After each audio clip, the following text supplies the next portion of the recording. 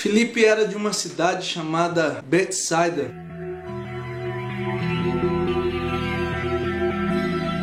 Uma cidade fora de Jerusalém, que ficava numa região conhecida como Triângulo Ortodoxo. Era uma cidade pequena, porém muito religiosa. Eles prestavam muita atenção nos detalhes religiosos, frequentavam todas as festas, explicavam em quem deveriam tocar, no que deveriam tocar. E é muito curioso porque Filipe era alguém muito religioso também, até que se encontra com Jesus. Em Atos é curioso porque a história de um encontro que Filipe teve com um eunuco que estava numa carruagem. Ele ia lendo o livro de Isaías e ele pergunta para Filipe, que se aproxima, do que se tratava, de quem o livro se referia.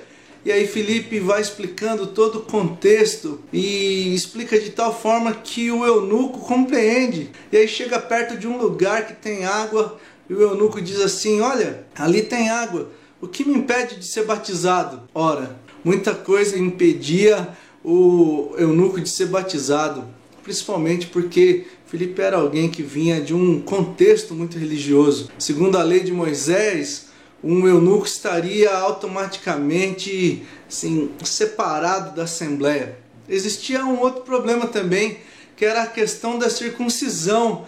E um eunuco não poderia ser circuncidado por motivos óbvios. E isso era algo que dava grande debate naquela época, porque se tratava das questões de quem era ou não consagrado a Deus. Muitas coisas vão mudando naqueles que começam a servir a Jesus. E eles começam a dar valor a uma transformação de consciência e de coração, mais do que uma marca ou um corte ou alguns ritos religiosos.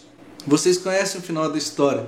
Filipe batiza aquele eunuco que era um dos responsáveis pelo tesouro da rainha da Etiópia. Filipe era de uma cidade pequenininha chamada Betsaida e ele já tinha ouvido falar que Jesus gostaria que o evangelho chegasse aos confins da terra. Provavelmente para Filipe a Etiópia era os confins da terra, e quando ele falava àquele eunuco, ele estava falando a alguém que iria aos confins da terra, alguém que agora era aceito por Deus, não porque ele tinha um corte ou fazia um rito religioso, ou porque participava de um rito judaico ou coisa do tipo, mas porque agora nele era gerada uma nova consciência, e diante dessa nova consciência, um jeito novo de viver, e isso era o Evangelho. O legal do Evangelho é saber que nós fomos marcados pelo sangue de Jesus, e já não somos mais discernidos como de Deus ou não de Deus pelos cortes que fazem no nosso bilau.